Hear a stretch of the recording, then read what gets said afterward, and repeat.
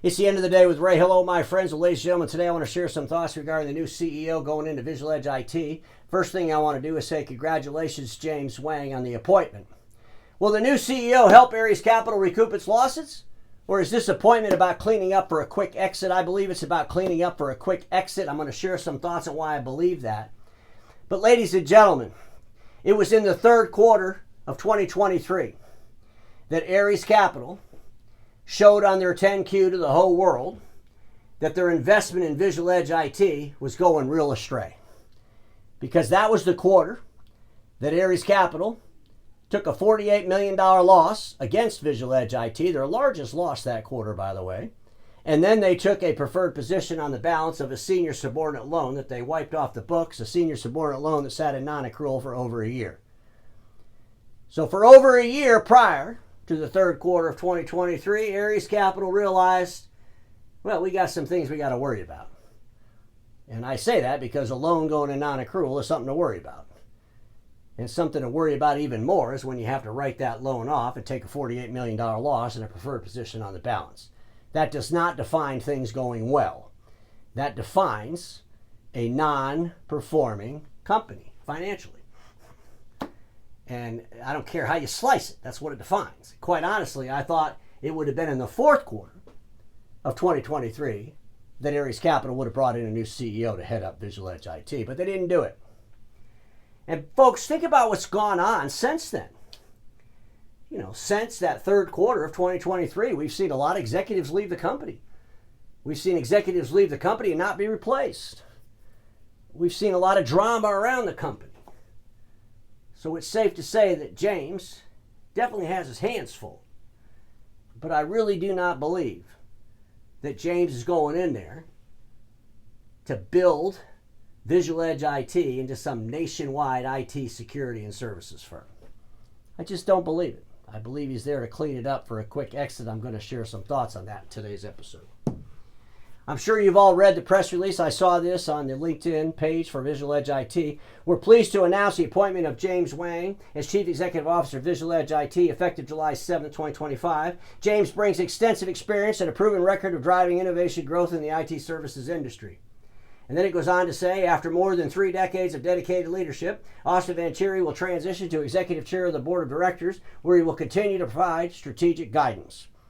You know, that paragraph that I just read was the one that troubled me the most about the press release.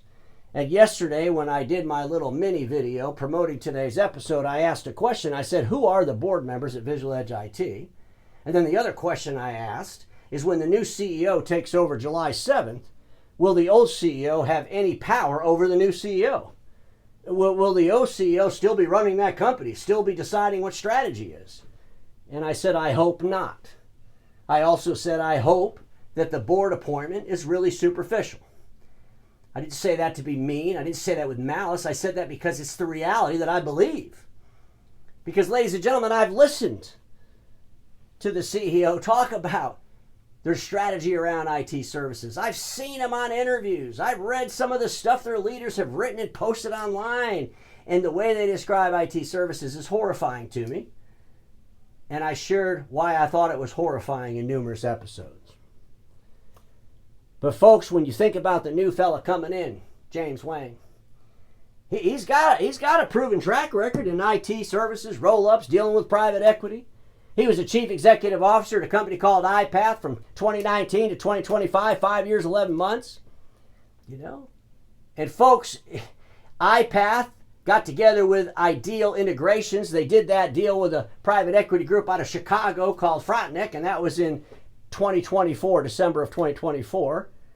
Once that all got done, he left in April of 2025. He gets it. Put things together, deal with private equity, exit. He was the CEO of a company called CalNet Technology Group, which became Nexus Tech. That's a private equity roll-up with Ambry, which was in 2018. So again, he gets it.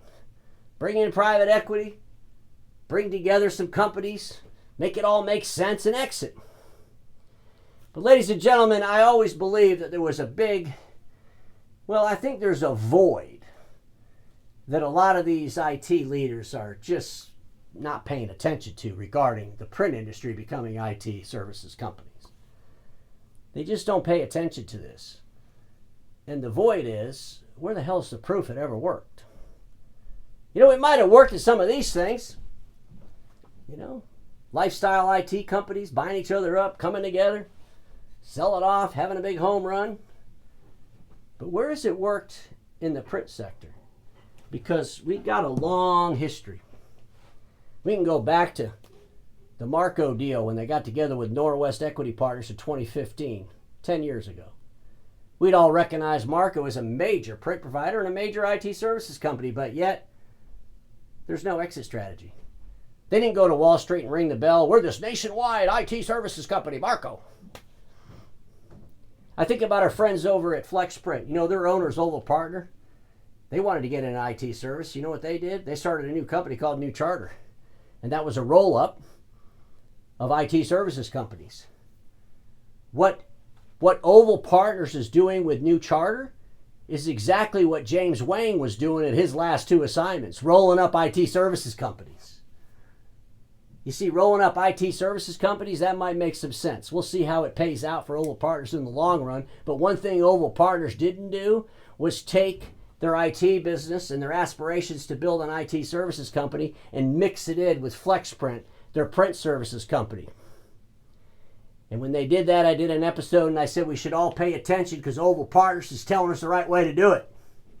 Should be a separate company. I think about Novatech. Novatech, are they really recognized as a nationwide IT services and security services firm? No. In 2024, Perpetual Capital got involved with them. We'll see where they're going to go, but realistically, do you really believe that one day Novatech's going to go to Wall Street and ring the bell and be this huge nationwide IT services and copier company and print company? I think about UBO. UBO, they don't even talk about IT, right? They're doing a bunch of print services, a big roll-up of print companies, right? They've been with Centennial since 2018. They brought in a secondary lender in 2022, a company called Churchill. I think about our friends at Dex Imaging. When Dex Imaging broke away from Staples, I was excited because I wanted to do it. I predicted they would. And they broke away from Staples. They got together with Gamut Capital, and then what did they do? They decided they wanted to be in IT. They started a company called Dextech. When they did that, I came to the market and I was excited. I said, well, the reason they're doing that is because they want to be able to increase the multiple if they ever want to have an exit strategy themselves, right? Increase the value of the company, because the multiplier for just a print-only company is not very good these days. And after all, would you rather invest like in AI and robotics, or do you want to invest in a roll-up of copier companies and print companies? I mean, come on, let's be honest. Where do you think the investment dollars are going to go?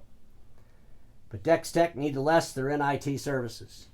If they keep Dextech as a completely separate company that has nothing to do with Dex Imaging, like our friends over at Oval Partners are doing, I could see it. But from appearances, it looks like Dextech is really all part of Dex Imaging. And I wish them well. But what have they got to go on? What's the example they're trying to follow? Are they trying to become a Marco? Well, Marco's been with Norwest since 2015. And then we got our friends at Visual Edge IT.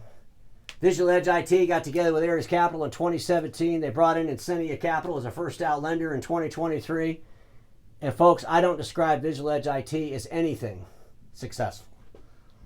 And I base that description on the facts of their lenders, 10Qs and 10Ks, because we actually have access to that.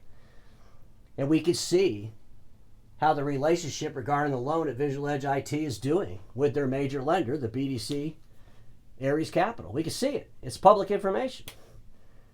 And at the end of the day, does James really believe that he's going to go in there and fix all this? Or is James' mission to go in there and clean it all up and figure out a way that Ares can exit it? Because I believe there is ways they can exit it. But the ways I believe they can exit it have nothing to do with the old CEO's vision, which I described as delusional most of the time.